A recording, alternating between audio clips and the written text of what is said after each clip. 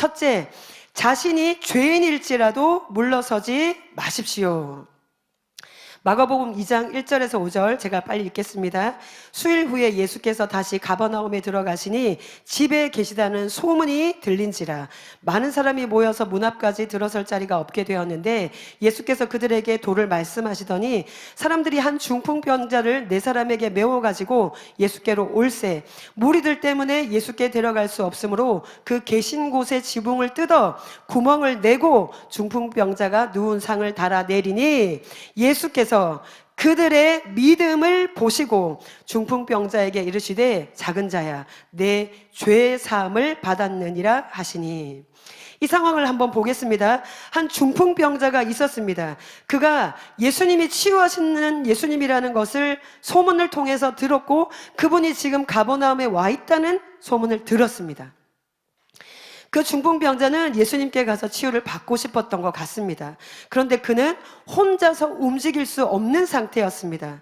그런데 마침 믿음이 좋은 친구들이 그를 데리고 침상을 들고 예수님의 집으로 갔습니다. 그런데 많은 사람들이 소문을 듣고 와 있었기 때문에 입구까지 꽉 차서 들어갈 수가 없습니다. 여기까지가 보통 우리가 하는 믿음의 행동입니다. 그죠? 치유해준다는 소문을 듣고 여기까지 가보자 왔습니다. 여기까지 왔습니다.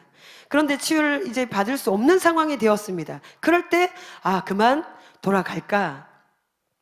보통은 우리가 이렇게 하지요. 근데 여기에서는 중풍병자는 자신의 죄 때문에 이 질병을 앓게 되었지만 마지막에 예수님이 내 죄사함을 받았느니라 라는 말씀에서 알 수 있는 것처럼 자신의 죄 때문에 그는 이 질병을 갖게 되었습니다. 그런데 그는 치유를 받고 싶었습니다. 그래서 친구들과 함께 여기까지 왔습니다. 그런데 문이 막혀 있고 들어갈 수가 없어요. 지금 여기에서 더 무엇을 해달라고 할 염치가 없죠. 여기까지 와준 것만 해도 고마운데 나에게 지금 여기에서 어떤 방법으로 할 수 없는 상황 속에 내가 치유받고 싶은데 무슨 수를 좀 써주세요 라고 말할 수가 없는 거예요. 염치가 없는 거예요. 그런데도 그는 입을 다물고 있습니다. 돌아가자고 말하지 않습니다. 다행히 그의 친구들도 믿음이 있기 때문에 포기하지 않았고 그들이 고민하다가 마침내 지붕을 뚫어버립니다. 그리고 그 침상을 달아서 내리고 예수님 앞에 내려보냅니다. 미션 임파서블처럼. 그런데 예수님이 화를 내시고 그 집이 예수님의 집이었다는 걸 아십니까? 그런데 예수님이 손해배상 청구를 하지 않으시고 이렇게 말씀하십니다. 그들의 믿음을 보시고 이 그들 속에는 중풍병자도 포함되어 있고 그 친구도 포함되어 있습니다. 그들의 믿음을 보시고 중풍병자에게 작은 자야 내 죄사함을 받았느니라 하셨습니다. 여러분에게 어떤 죄의 문제로 인해서 질병이 찾아왔을 수 있습니다. 예수님을 모르고 여러분이 방탕하게 살았는데 예수님께 돌아와서 치유를 받으려고 하니까 염치가 없으십니까? 기억하십시오. 우리가 치유를 받는 것이 명백한 하나님의 뜻입니다. 그 어떤 누구에게도 하나님은 치유하기를 원하신다고 말씀하셨습니다. 뻔뻔스럽게라도 예수님께 치유를 구하며 나오는 것, 예수님은 이것이 우리가 가져야 할 믿음이라고 가르쳐주고 계신 것입니다. 이것은 예수님이 치유자이심을 믿는 믿음입니다. 역사하는 기도 케네스 해긴 목사님의 책에 보면 죄가 있는 사람이 치유를 받을 수 있을까요? 라는 부분이 나와 있습니다. 많은 사람들이 하나님께 잘못한 사람들은 그들이 값을 치러야 하므로 계속해서 몸이 아파야 한다고 생각합니다. 그러나 성경은 혹시 죄를 범하였으면 그 죄값을 치르기 위하여 계속 아파야 한다 라고 말하고 있지 않습니다. 야고보서 5장 15절에 믿음의 기도는 병든 자를 구원하리니 주께서 그를 일으키시리라. 혹시 죄를 범하였을지라도 사하심을 받으리라. 성경에는 혹시 죄를 범하였을지라도 사함을 받으리라라고 말하고 계십니다. 죄가 있는 사람도 치유를 받을 수 있습니다. 이것이 하나님의 뜻입니다. 찰스 피니의 세상을 이기는 믿음이라는 책에 보면 이런 내용이 있습니다. 하나님 앞에 담대하게 나아갈 때에는 과거에 지은 죄 때문에 주저할 필요가 없습니다. 회개하고 정직하게 전심전력으로 하나님께 돌아간다면 자비하신 하나님 앞에서 쫓겨날까 두려워할 이유가 없습니다. 종종 사람들은 자신이 매우 악하고 큰 죄인이었는데도 불구하고 하나님께서 자신의 기도에 응답해 주시는 것에 놀랍니다. 그것은 비길 데 없는 하나님의 은혜와 긍휼을 모르는 데서 기인한 것입니다.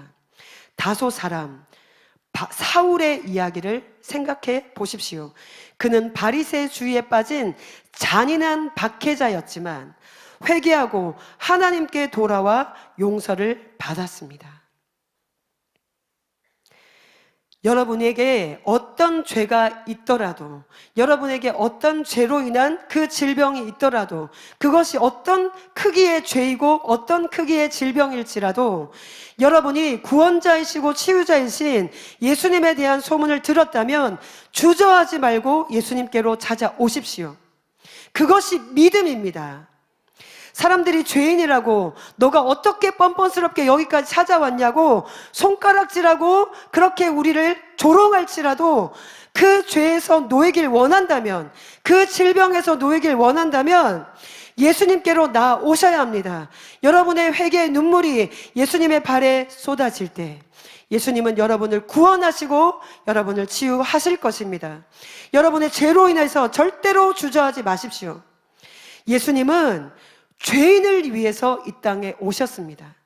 예수님은 병든 자를 고치기 위하여 이 땅에 오신 것입니다. 마가복음 2장 17절에 예수께서 들으시고 그들에게 이르시되 건강한 자에게는 의사가 쓸데없고 병든 자에게라야 쓸데있느니라.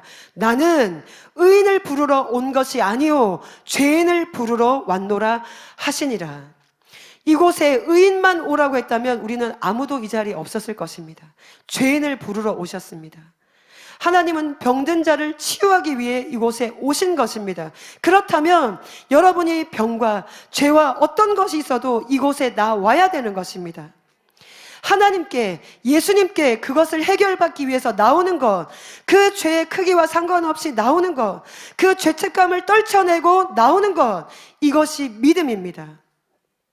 여러분 혼자 이것을 할 수 없다면 신실하게 믿는 사람들과 마음을 합하십시오.